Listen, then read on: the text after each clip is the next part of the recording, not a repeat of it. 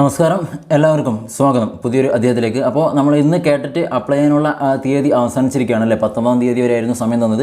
അപ്പോൾ നമ്മൾ എല്ലാവരും വിചാരിച്ച പോലെ തന്നെ ഒരുപാട് പേര് തെറ്റുകൾ വരുത്തിയിട്ടുണ്ട്. അതിന് എഡിറ്റ് ചെയ്യാനുള്ള ഓരോ ഓപ്ഷൻ തന്നിട്ടുണ്ട്, ഒരു അവസരം കൂടെ നമ്മുടെ പരീക്ഷ ഭവൻ നമുക്ക് തന്നിട്ടുണ്ട്.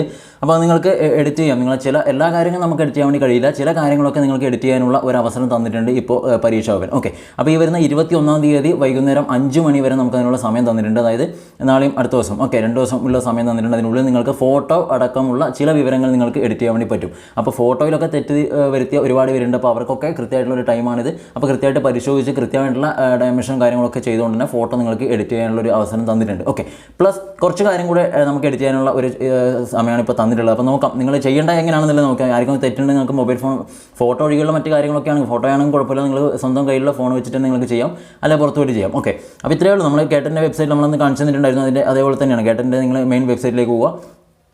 ഓക്കെ, അപ്പോൾ കേട്ടതാ പരീക്ഷ അവിടെ നോക്കിയതാ കാൻഡിഡേറ്റ് ലോഗിൻ എന്ന് പറഞ്ഞിട്ട് ഇവിടെ ഒരു ഓപ്ഷൻ കാണും അല്ലേ, നിങ്ങൾ കണ്ടുള്ളതാ കാൻഡിഡേറ്റ് ലോഗിൻ ഫെബ്രുവരി 2022 എന്ന് പറഞ്ഞിട്ടൊരു ഓപ്ഷൻ ഇവിടെ കാണും. അപ്പോൾ അതിന് നിങ്ങൾ ക്ലിക്ക് ചെയ്താൽ മതി. അവിടെ കാണുമ്പോൾ ഇവിടെ ആപ്ലിക്കേഷൻ നമ്പറും അതുപോലെ ആപ്ലിക്കേഷൻ ഐ ഡി നിങ്ങളോട് ചോദിക്കുന്നുണ്ട്. അപ്പോൾ നിങ്ങളുടെ കയ്യിൽ ആപ്ലിക്കേഷൻ നമ്പറും ആപ്ലിക്കേഷൻ ഐ ഡി ഉണ്ടല്ലോ നിങ്ങൾ അപ്ലൈ ചെയ്തപ്പോൾ കിട്ടിയത്, അത് വെച്ചിട്ട് നിങ്ങൾക്ക് ഇതിന് അപ്ലൈ ചെയ്യാം. ഓക്കെ, മീൻസ് എഡിറ്റ് ചെയ്യാനുള്ള ഒരു ഓപ്ഷനിലേക്ക് പോകാം. ഇനിയിപ്പോൾ ആപ്ലിക്കേഷൻ നമ്പറും ഐ ഡിയും ഇല്ലാത്തവരാണെങ്കിൽ, ഞാൻ പെട്ടെന്നൊന്ന് പറഞ്ഞുതരാം, ഇല്ലാത്തവരാണെങ്കിൽ നിങ്ങൾ ചെയ്യേണ്ടത് ഇവിടെ നമുക്ക് ഫോർഗോട്ട് ആപ്ലിക്കേഷൻ നമ്പർ അല്ലെങ്കിൽ ആപ്ലിക്കേഷൻ ഐ ഡി എന്ന് പറഞ്ഞൊരു ഓപ്ഷൻ കാണും. അതിൽ നിങ്ങൾ ക്ലിക്ക് ചെയ്യുക. അതിൽ ക്ലിക്ക് ചെയ്ത് കഴിഞ്ഞാൽ ഇവിടെ ചോദിക്കുന്ന കുറച്ച് ഡീറ്റെയിൽസ്, നിങ്ങളുടെ എഡ്യൂക്കേഷൻ ഡിസ്ട്രിക്റ്റ്, നിങ്ങൾ ഏത് ജില്ലയിലേക്കാണ്, വിദ്യാഭ്യാസ ജില്ലയിലേക്കാണ് അപ്ലൈ ചെയ്തത്, അത് ഇവിടെ കൊടുക്കുക. നിങ്ങളുടെ പേര്, ഓക്കെ, അതായത് ആദ്യത്തെ 3 ലെറ്ററെങ്കിലും മിനിമം കൊടുത്താൽ മതി. നിങ്ങളുടെ ഡേറ്റ് ഓഫ് ബർത്ത്, അതുപോലെ തന്നെ മൊബൈൽ നമ്പർ, അതായത് രജിസ്ട്രേഷൻ ചെയ്യുമ്പോൾ കൊടുത്ത മൊബൈൽ നമ്പർ, ഇതൊക്കെ കൊടുത്താൽ നിങ്ങൾക്ക് ഈ സാധനങ്ങളൊക്കെ കിട്ടും. ഓക്കെ, അത് അങ്ങനെ ശ്രദ്ധിക്കുക. ക്ലിയർ? അപ്പോൾ നമുക്ക് ഇപ്പോൾ അത് നോക്കുന്നില്ല. നമ്മൾ എന്തെങ്കിലും കാൻഡിഡേറ്റ് ലോഗിനിൽ പോയി കഴിഞ്ഞാൽ നിങ്ങളുടെ കയ്യിലുള്ള ഏതെങ്കിലും ഒരു ആപ്ലിക്കേഷൻ നമ്പർ, നിങ്ങൾ അപ്ലൈ ചെയ്തിട്ടുള്ള ആപ്ലിക്കേഷൻ നമ്പറും ആ ഐ ഡി ഇവിടെ കൊടുക്കുക. ഞാൻ ജസ്റ്റ് ഒന്ന് നിങ്ങൾ മനസ്സിലാക്കാൻ വേണ്ടി മാത്രം ഒന്ന് ഇവിടെ എൻ്റർ ചെയ്യുന്നുണ്ട്. Okay, ready.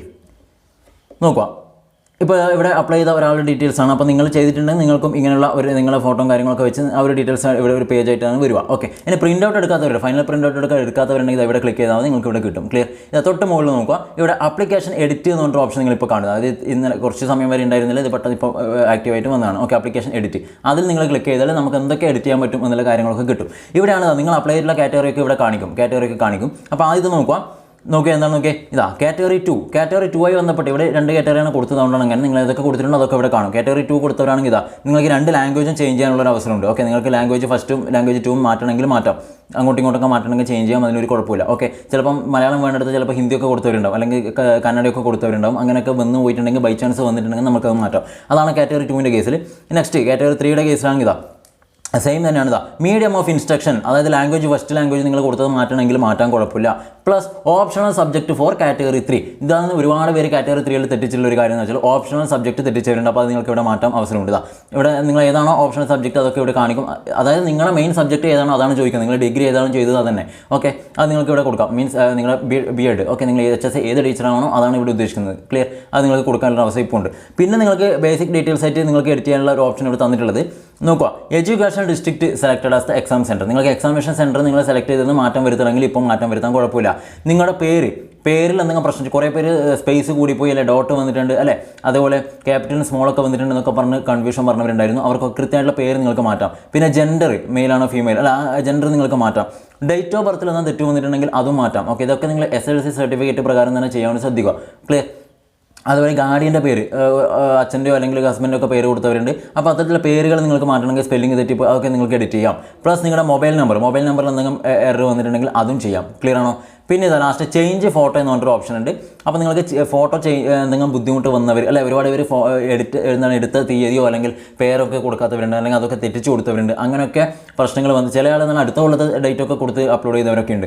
അങ്ങനെയൊക്കെ ഉണ്ടെങ്കിൽ കൃത്യമായിട്ട് നോക്കുക. അതൊക്കെ എല്ലാവരും ഒന്ന് ചെക്ക് ചെയ്യുക, എന്തെങ്കിലും തെറ്റ് വന്നിട്ടുണ്ടോ എന്നുള്ളത്. അതൊക്കെ നിങ്ങൾ ശ്രദ്ധിക്കാതെയും തെറ്റ് വന്നിട്ടുണ്ടാവും. ആ കാര്യം കൂടെ മാറ്റാനുള്ള ഒരു അവസരമാണ് ഇപ്പോൾ നിങ്ങൾക്ക് തന്നിട്ടുള്ളത്. ഇതൊഴികെ മറ്റു ഒന്നും നിങ്ങൾക്ക് മാറ്റാൻ വേണ്ടി പറ്റില്ല. ഓക്കെ, കാര്യം മനസ്സിലായില്ലേ? അപ്പോൾ ഒരുപാട് പേര് എന്തൊക്കെ രജിസ്റ്റർ നമ്പർ തെറ്റിച്ചവരുണ്ട്, പെർസെൻറ്റേജ് കൊടുക്കുമ്പോൾ തെറ്റിയവരുണ്ട്, ഇൻസ്റ്റിറ്റ്യൂഷൻ സ്പെല്ലിംഗ് മാറിപ്പോയവരുണ്ട്. അതിലൊന്നും വലിയ കുഴപ്പമുണ്ടാവില്ല എന്ന് വിചാരിക്കാൻ. നിങ്ങൾ വെരിഫിക്കേഷൻ നടത്തുന്ന സമയത്ത് ആ DO എന്നത് ക്ലിയർ ചെയ്ത് തരുമായിരിക്കും.